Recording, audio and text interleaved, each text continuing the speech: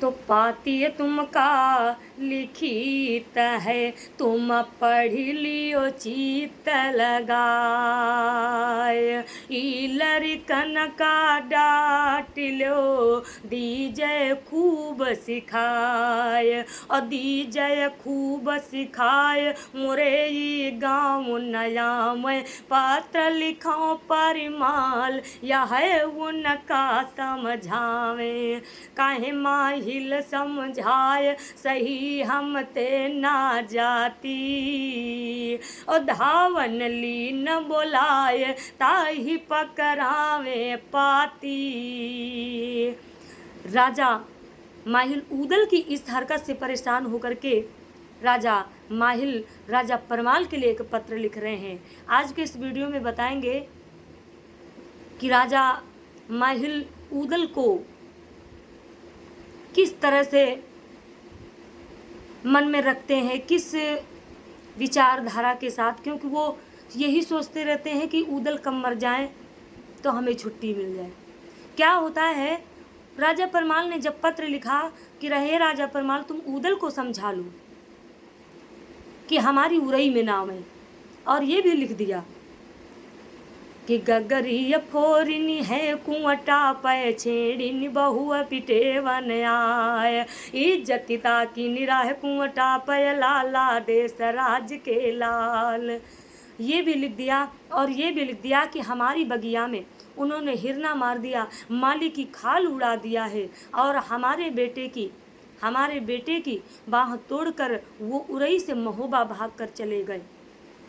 इतना लिख दिया और लिफाफा में बंद कर दिया, अपनी मोहर लगा दी और धावन को दिया और कहा ये पत्र लेकर जाओ, राजा परमाल को देना।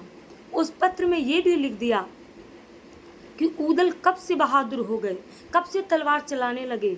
अगर इतने ही बहादुर हैं तो करिंगा ने देशराज बच्छराज को पत्थर कोल्हू में पिरवा दिया। अगर इतनी ही वीरता है तो जाकर माड़ोगढ़ में अपने बाप का बदला ले ले। अब धावन उस पाती को लेकर के चलता है, महोबा में पहुंचा, राजा परमाल को दिया। राजा परमाल उस पाती को बाँच रहे हैं, और बाँच रहे हैं जब आखिरी उन्होंने पूरा पत्र को बाँचा, आखिरी के सारे शब्द पढ़े उन्होंने, तो राजा परमाल के चेहरे पर पसीना आ गया। विचार किया, अगर ऊदल को पता चल गया कि ऊदल के पिता को करिंगा ने मारा है, तो ऊदल माड़ोगढ़ को तैयार हो जाएगा। तो राजा परमाल माहिल की इस चिट्ठी को बाँच करके जवाब में लिखा क्या, माहिल जितना कुछ लिखा उसका जवाब राजा परमाल लिख रहे हैं। क्या कि राजा परमाल ने एक पत्र लिखाओ माहिल की खातिर। क्या लिखा कि पाती का जवाब लिखें पर मालिक, हालू लिखें जियमा अकुलाई। जैसे लड़का रनी द्यावल के, वैसे लड़का तुम्हारे लग भाई। तो माटी के गागर फोरी ऊदल, और सोने के गागर देव पठाई। ओ भासत गंग प्रसाद आए, तुम माड़ो का नाम लो न मोरे भाई। और क्या लिख दिया कि तुम माड़ोगढ़ की चर्चा महोबा में नहीं चलना, क्योंकि अगर ऊदल को पता चलेगा तो माड़ो को तैयार होगा, क्योंकि ऊदल नान्हे का जिद्दा है, बहुत जिद करता है और वो किसी की बात नहीं मानेगा। इसलिए आप महोबे में माड़ोगढ़ की बात नहीं चलना। ये लिख करके उन्होंने भेज दिया उरई में। धावन जब पाती ले करके आया, राजा परमाल ने उस पत्र को बाँचा, तो बाँच के लिया और मन में गुस्सा आ गया, क्रोध आ गया। क्या सोच रहे हैं कि अब मैं खुद जाऊंगा महोबा। तो राजा माहिल क्या करते हैं तो लिल्लिया घोड़ी पर चढ़ बैठे लो महुबे का धुरा दबाए, औ आन पहुँचे गढ़ महुबे माँ जब नहीं राखे देर लगाए। इधर राजा परमाल का दरबार लगा है, बड़े बड़े योद्धा महारथी बलवान दरबार में बैठे हैं। स्वयं राजा परमाल दरबार में उपस्थित हैं, ऊंचे सिंहासन पर बैठे हैं। उनके मंत्री सेनापति सभी दरबार में उपस्थित हैं। सुंदर दरबार लगा है, सोने जड़ित सिंहासन।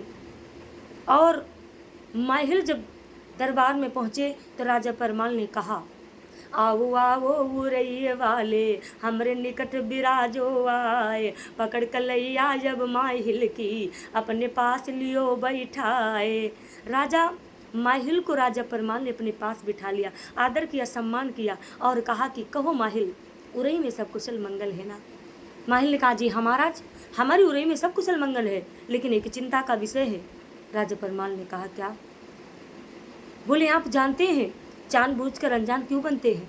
क्या उदल को इसी दिन के लिए पाला है कि हमारी उरई में आके झगड़ा करें?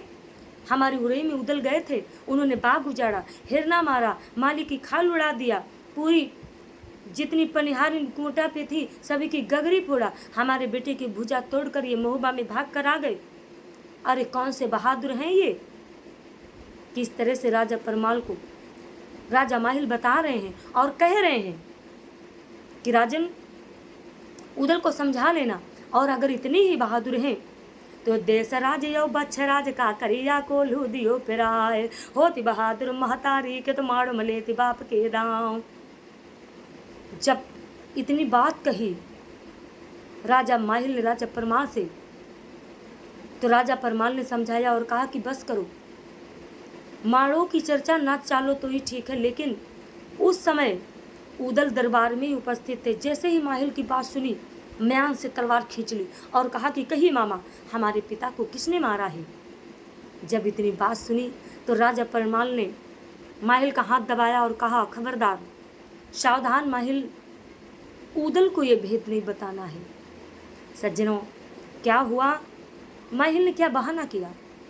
उदल से कहा कि बेटा, हालू हमारा नी के न जाना, तुम मैया ते पूछ लो जाए, चला उदय चंद या बंगलाते अब नहीं राखे देर लगाए।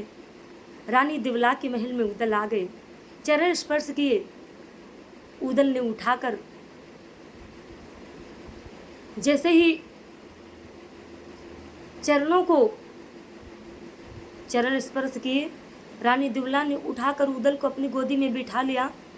और जैसे ही माँ ने पूछा कि कहो बेटा, महल में क्यों आगमन हो गया, क्या कारण है? जवाब दिया उदल ने और कहा कि मैया कहो, हमारे पिता की मृत्यु कैसे हुई? उदल के बड़े बड़े आंस बह रहे हैं।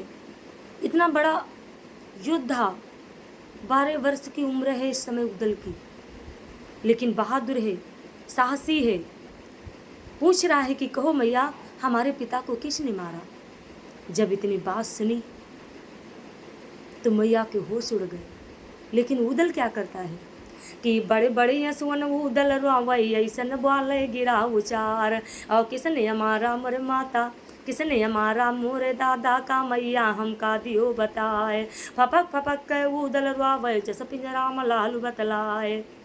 रानी दिवला विचार कर रही, सोच रही है, ई ना मर गे उरई वाले स्वावत सिंह जगायो आए, करे बहाना निज लड़काते मैया बोले गिरा उचार। रानी दिवला कह रही, बेटा सुनो, तुम्हारे पिता को किसी ने नहीं मारा, भाई लड़ाई सिलहट गड़मा जहाँ पर जूझे बाप तुम्हार, और दशहर पुरवा कहूँ अंते है ताको करिया लियो लुटाए। जब इतनी बात सुनी कही रानी दिवला ने, तो उदल को क्रोध आ गया और कहा कि मैया, तुमने ये ठीक नहीं किया है। बात छिपावे कोढ़ी हो वह पावे नरक नहीं पैठार, और भेद छिपई हो जो लड़काते आपन द्यावे प्राण गवाए।